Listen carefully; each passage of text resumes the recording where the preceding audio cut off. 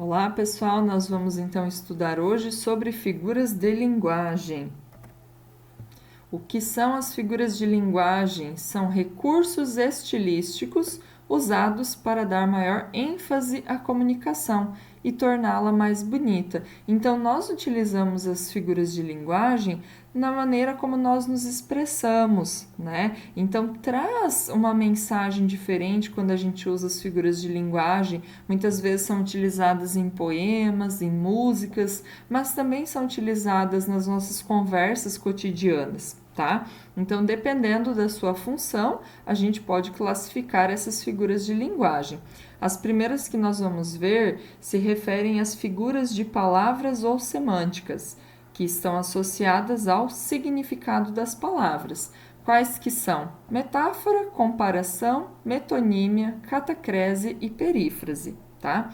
Essas são as primeiras que nós vamos ver, que são das figuras de palavras ou semânticas. Lembrando que nesse vídeo nós não vamos ver todas as figuras de linguagem que existem, tá? Porque são muitas e a gente não consegue trabalhar todas nesse momento, certo? Primeiro, então, vamos à comparação. Como o próprio nome diz, a gente compara, né? Na comparação, nós temos aqui algo mais explícito, tá?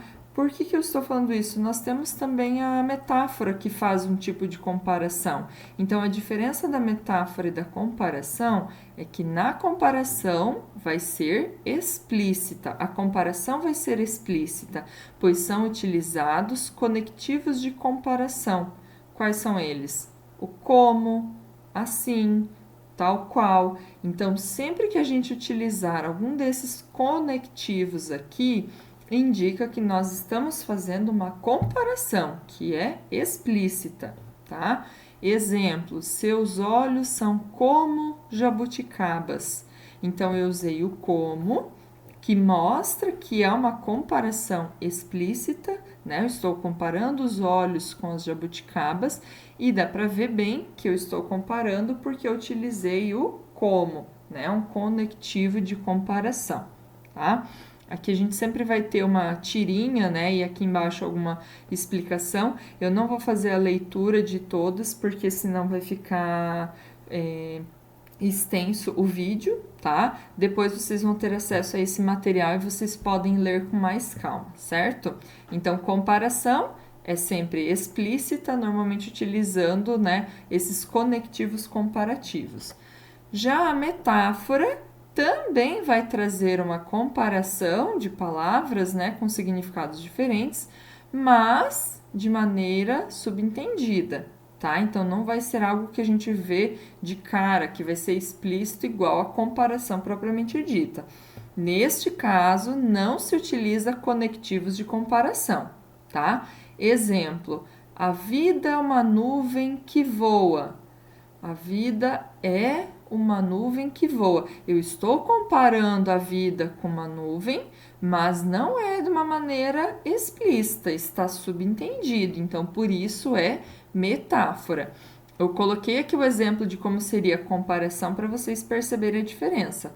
A vida é como uma nuvem que voa. Então, só porque eu utilizei esse como, agora eu tenho uma comparação, certo? Então, metáfora faz uma comparação, mas de maneira subentendida, né? Não fica tão explícito na frase.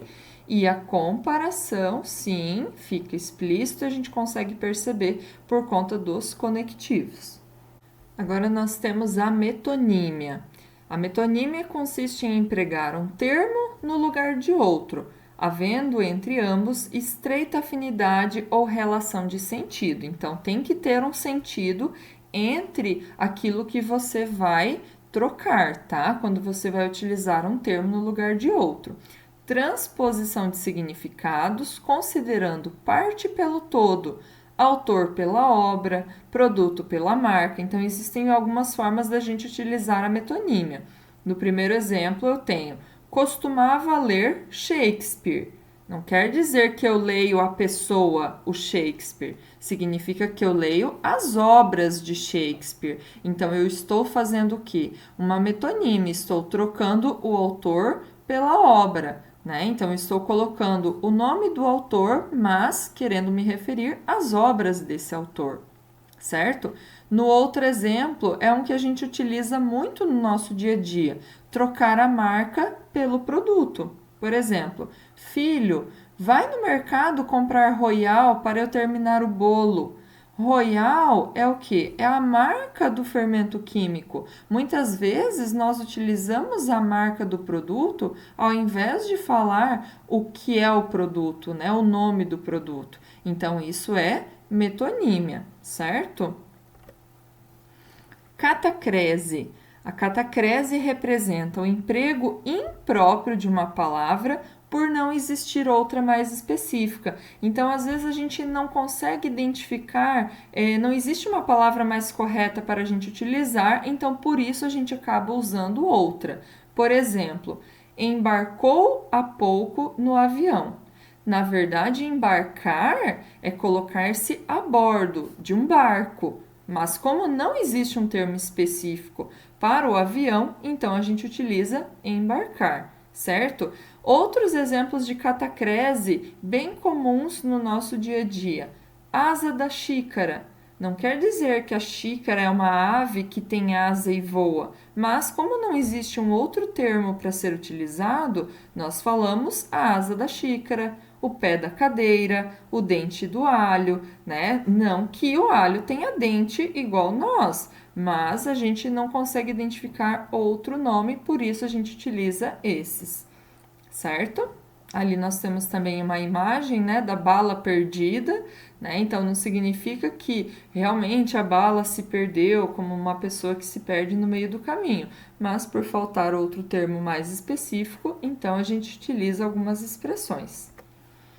Perífrase, também chamada de antonomásia, é a substituição de uma ou mais palavras por outra que a identifique. Por exemplo, o rugido do rei das selvas é ouvido a uma distância de 8 quilômetros. Rei das selvas, na verdade, significa o quê? Leão, mas ali a gente fez uma troca, ao invés de falar leão, utilizamos a expressão rei das selvas. Aqui na figurinha, na charge, nós temos uma expressão também para o nome de uma cidade. Diz assim: e pode deixar esse guarda-chuva, porque ali embaixo é que é a Terra da Garoa. Terra da Garoa é o quê? É uma expressão que a gente utiliza para a cidade de São Paulo, porque é uma cidade que sempre tem um chuvisco, né? Então, por isso a gente diz Terra da Garoa. Então, a gente tem para vários nomes de cidades, né? Cidade das Orquídeas, Cidade das Flores. Existem alguns lugares que a gente também tem expressões para substituir. Então, nesse caso, nós chamamos de perífrase. Agora nós vamos para as figuras de pensamento, que trabalham com a combinação de ideias e pensamentos. Quais são? Hipérbole, eufemismo, ironia, personificação, antítese e paradoxo. Lembrando, aqui são algumas, tá? Eu tive que tirar as que não são tão usadas. Hipérbole, essa nós usamos bastante também no nosso dia a dia. Corresponde ao exagero intencional da expressão, quando a gente quer realmente fazer um exagero na maneira como a gente quer se expressar, tá? Por exemplo, quase morri de estudar. Morri, não vai morrer de estudar, mas às vezes a gente quer exagerar na maneira de falar justamente para dar essa intenção, né? Estou morrendo de fome. Isso é um exagero, não está realmente morrendo, né? Mas é que está com muita fome. Então, quando a gente utiliza esse exagero intencional, nós chamamos de hipérbole, tá? Ali embaixo fala da expressão morrendo de inveja, né? Então, sempre tem a ver com a questão de exagero. Eufemismo, não é feminismo, tá? Não confundam, é eufemismo. O eufemismo é utilizado para suavizar o discurso. Então, às vezes, a gente precisa falar alguma coisa, né, uma mensagem, e a gente quer utilizar de uma maneira mais sutil, que não vai ofender, que não vai magoar. Então, a gente tenta suavizar as palavras, né, o nosso discurso. Por isso, nós temos o eufemismo. Por exemplo, entregou a alma a Deus, né? Ao invés de você falar, fulano morreu, né? Você usa um eufemismo, você traz uma suavidade, ele entregou a alma a Deus. Então aqui a gente utilizou uma expressão um pouco mais sutil para não magoar, às vezes, a pessoa que quer receber essa mensagem, não assustar, né? Então a gente tenta suavizar o discurso. Ironia. Ironia é a representação do contrário daquilo que se afirma. Então, é fácil a ironia de identificar. Quando a gente diz uma coisa querendo dizer exatamente o contrário, tá? Por exemplo, é tão inteligente que não acerta nada. Então, aqui, se a pessoa não acerta nada, será que ela é mesmo inteligente? Então, está querendo dizer exatamente o contrário, né? Que a pessoa não é inteligente, tá? Então, a ironia é você usar uma mensagem querendo dizer exatamente o contrário, certo? Por exemplo, o aluno faz uma bagunça na sala de aula e a professora diz: "Que bonito, fulano!" Fazendo bagunça de novo. Será que a professora está realmente achando bonito? Não. Então, ironia é justamente isso. Você falar exatamente o contrário daquilo que você quer dizer. E claro que na fala a gente sempre vai ter esse tom irônico, né? Quando a gente está conversando e a gente quer usar a ironia, a gente precisa trazer um tom mais irônico na nossa fala também, para a pessoa perceber a nossa ironia na nossa expressão. Personificação, ou também chamada de prosopopeia, tá? Lembrem-se disso, existem os dois nomes, personificação ou prosopopeia. É a atribuição de qualidades e sentimentos humanos aos seres irracionais.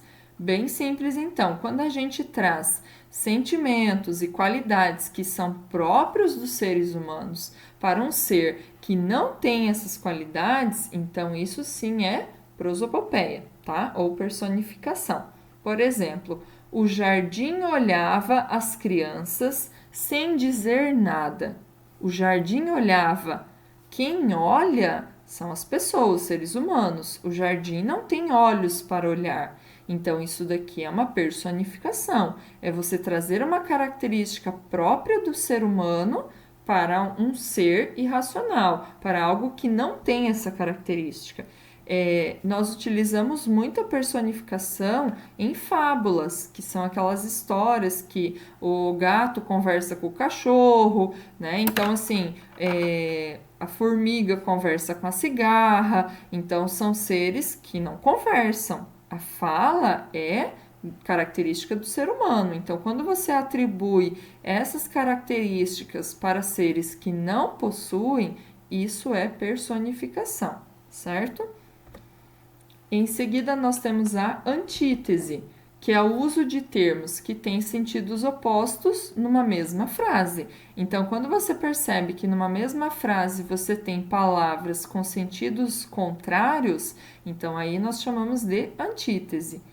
Toda guerra finaliza por onde devia ter começado, a paz. Então, guerra e paz são palavras que têm sentidos contrários, opostos. Então, por isso aqui nós temos uma antítese, duas palavras na mesma frase que têm sentidos contrários, certo? Agora vamos para as figuras de sintaxe ou construção. Interferem na estrutura gramatical da frase. Quais são as figuras de sintaxe? Elipse, zeugma, hipérbato, pleonasmo e anáfora. Vamos à elipse. Elipse é a omissão de uma palavra que se identifica de forma fácil no texto, mesmo não sendo citada anteriormente. Então, a elipse é quando simplesmente foi retirada uma palavra do texto que ela não foi dita antes, mas que mesmo assim a gente consegue entender. Não faz falta essa palavra, certo? Aqui eu tenho 2 exemplos. Na minha estante, livros e discos antigos. Então, aqui foi omitido o termo a, né? O verbo haver. Então, a frase completa seria: na minha estante há livros e discos antigos. Existe, né? Então, eu tirei esse verbo haver, mas não fez falta na frase. Eu consegui entender a minha frase mesmo assim. Outro exemplo: chegamos tarde ontem. A frase completa seria: nós chegamos tarde ontem. Então, o fato de eu ter omitido esse sujeito da frase, o nós, nesse caso aqui traz uma elipse, tá? Então, elipse é quando eu retiro uma palavra da frase, da minha mensagem. Ela não foi dita antes, mas mesmo assim eu consigo entender o sentido total da frase. Azeugma. Não confundam então a elipse com a zeugma. O que nós temos agora na zeugma? É a omissão de uma palavra? Sim, mas pelo fato dela já ter sido dita antes, certo? Na elipse, não. Simplesmente retirou a palavra e ela não fez falta. Na zeugma, eu retirei a palavra, mas porque eu já disse antes e eu não quero repeti-la. Por exemplo, fiz a introdução, ele a conclusão. Ele o quê? Ele fez a conclusão. Então, eu retirei ali o verbo fazer, fez, porque eu já tinha utilizado ele antes. Fiz a introdução, ele a conclusão. Então, quando você retira uma palavra pelo fato de já ter dito antes, significa então que nós estamos tendo uma zeugma, né? A figura de linguagem zeugma, tá? Para evitar a repetição da palavra. Hipérbato é quando a gente tem a inversão da ordem natural das palavras de uma oração. Quando eu mudo a ordem das palavras numa frase, tá? Por exemplo, bati acelerado meu coração. A ordem direta, né, a comum, a gente teria meu coração batia acelerado. Sujeito, verbo, objeto, né? Uma ordem mais correta, nem posso dizer correta, mas seria a ordem comum que a gente sempre utiliza, certo? Mas olha como traz um sentido muito mais parecendo um poema, quando eu digo bati acelerado meu coração. Então, hipérbato é utilizado muito em poemas, em letras de música. Até aqui na nossa charge, nós temos o que? O hino nacional. Então, ali, ouviram do Ipiranga as margens plácidas de um povo heróico brado e retumbante. A ordem direta dessa frase do hino seria: das margens plácidas do Ipiranga, ouviram um brado retumbante de um povo heróico. Então, também fez essa inversão das palavras na frase, tá? Justamente para trazer um sentido mais poético, né? Um som, uma sonoridade também na hora de falar, né? De expressar essa mensagem, certo? Então, quando a gente inverte as palavras na frase, claro, não é inverter de qualquer jeito que não vai ter sentido. É inverter de uma maneira que traz essa sonoridade, né? Esse sentido um pouco mais poético. Pleonasmo. Esse é o campeão que a gente usa no dia a dia. Quem nunca falou sair para fora, subir para cima, dupla de dois, né? Então, o pleonasmo é a repetição de palavras com o mesmo significado numa mesma oração, certo? Então, sair. Claro que sair é para fora, eu não vou sair para dentro. Então, é redundante eu falar sair para fora, tá? Então, por isso eu chamo de pleonasmo. Então, assim, o que tem que ficar claro é que o pleonasmo é uma figura de linguagem. Muitas vezes ele é utilizado nesse sentido de intenção, né, de você trazer essa intenção de redundância para um texto. Porém, nós devemos evitar de utilizar o pleonasmo no nosso dia a dia. Não tem porquê nós falarmos vou subir para cima, vou entrar para dentro, né? Isso é redundante. Então, nós devemos evitar o pleonasmo no nosso dia a dia por conta da redundância, tá? Mas ele é admitido sempre que for trazer no sentido intencional. Quando eu quero trazer reforçar esse significado na minha mensagem, tá? Anáfora ocorre quando uma mesma palavra é repetida sucessivamente no começo de orações. É muito utilizado, então, em músicas, em poemas, né? Quando o início de cada frase ele se repete, ele é igual. Por exemplo, se você sair, se você ficar, se você quiser esperar, se você qualquer coisa, eu estarei aqui sempre para você. Então, esse poeminha eu tenho sempre a repetição do se você, se você, se você, certo? Aqui na nossa tirinha nós temos também uma pessoa conversando com o médico e ele diz: doutor, eu tô com falta de ar. E o médico responde: só? Pois esse hospital está com falta de leito, falta de médico, falta de medicamento, falta de verba. Então, a palavra falta, falta, falta foi repetida sempre no início, certo? Então, isso é anáfora. Agora, as figuras de som ou harmonia estão associadas à sonoridade das palavras. E agora nós vamos ver apenas duas, que é a aliteração e onomatopeia. A aliteração é a repetição de sons consonantais, consoante, tá? O som de algumas consoantes. Por exemplo, o rato roeu a roupa do rei de Roma. Então, repete o R no início de todas essas palavras ali, certo? Então, traz esse som, né? Essa repetição de sons, certo? Então, aqui nós temos uma aliteração. Já a onomatopeia é a inserção de palavras no discurso que imitam sons. Eu sempre digo para os meus alunos que a onomatopeia é você escrever o barulho, é você escrever o som. Por exemplo, como que o relógio faz? Tic-tac. A gente sabe, a gente sempre diz, né, que o tic-tac do relógio. Então, tic-tac é o quê? É a escrita do barulho do relógio, do som do relógio. Então, por isso é uma onomatopeia. A gente utiliza muito a onomatopeia nas figurinhas, nas charges, nas tirinhas, né, nos gibis, onde a gente coloca a representação do som, né? Ali nós temos uma, né, do Maurício de Souza, que tem o bum bum bum, né, buá. Então, bum bum bum é para ser o som do tambor. O buá, buá é o choro do menino, do Cebolinha. Então, essa representação do som a gente vai chamar de onomatopeia.